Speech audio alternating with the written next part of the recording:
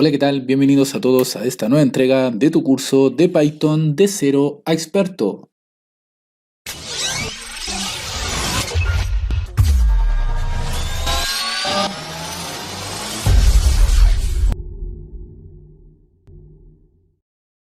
Vamos a continuar hablando sobre la programación orientada a objeto en Python y hoy es el turno de ver lo que son las propiedades. Y para manejar los atributos de un objeto podemos utilizar el decorador property, que permite a un método ser accedido como un atributo.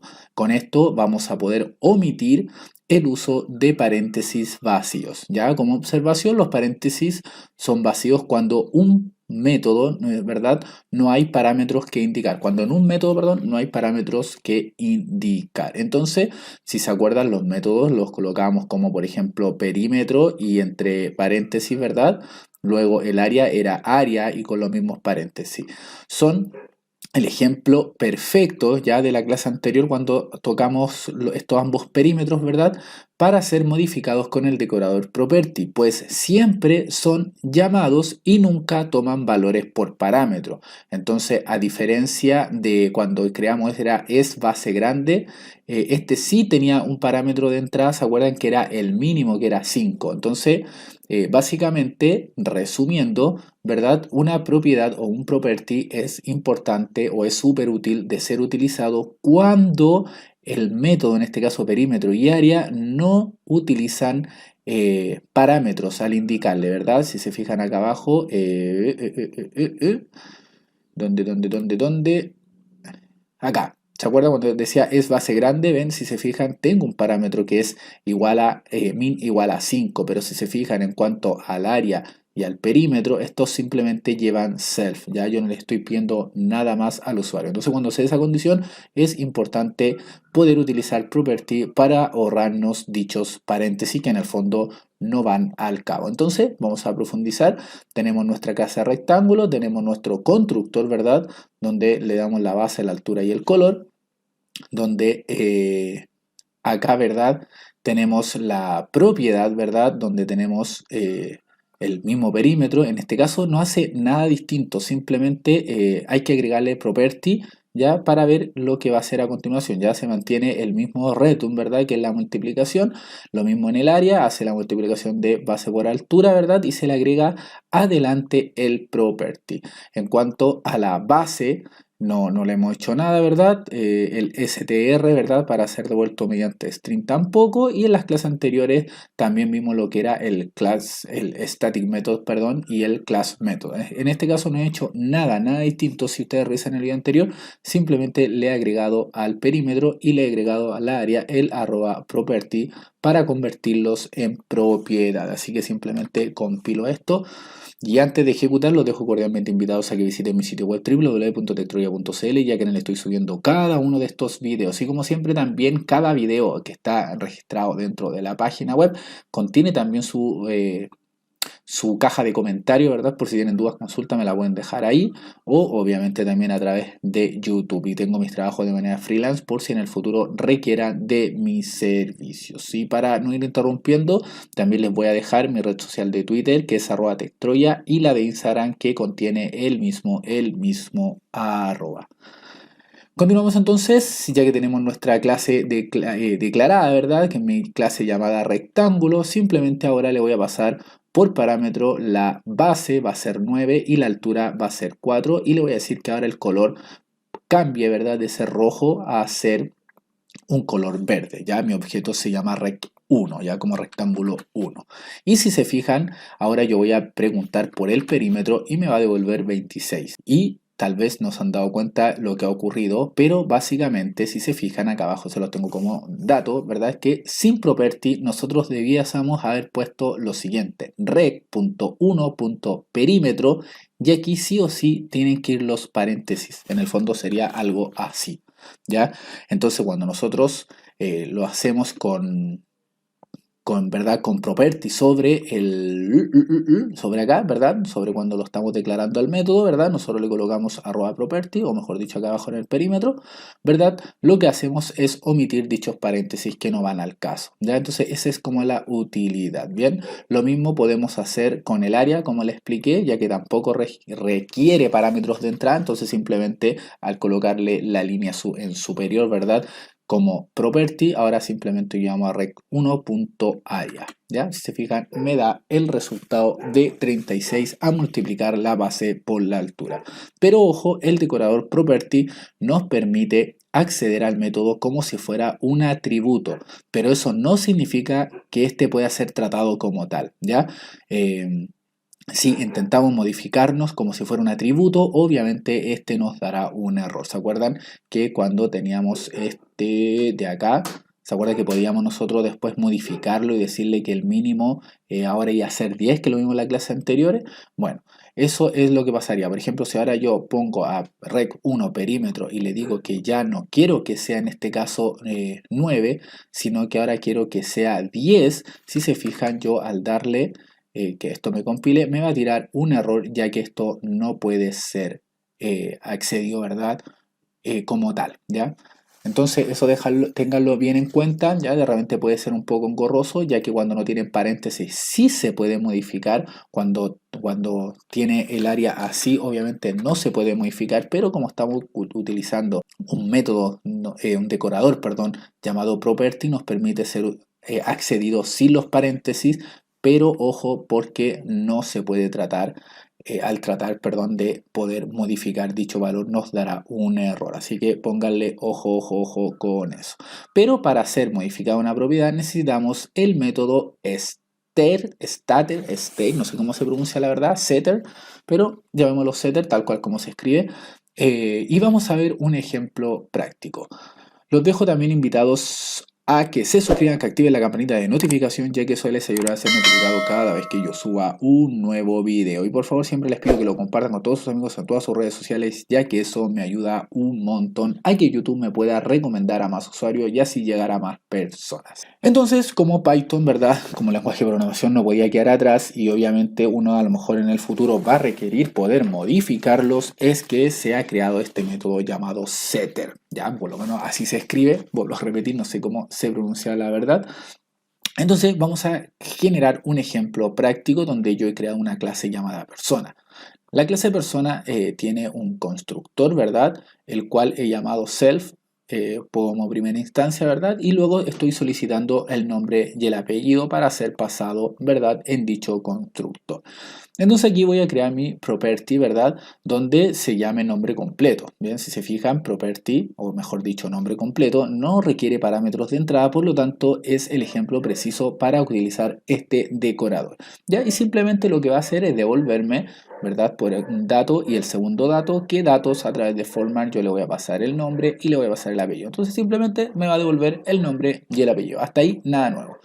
Si yo quisiera modificar, ¿verdad? Modificar luego el dato que nosotros le integramos, nosotros deberíamos hacerlo de la siguiente manera.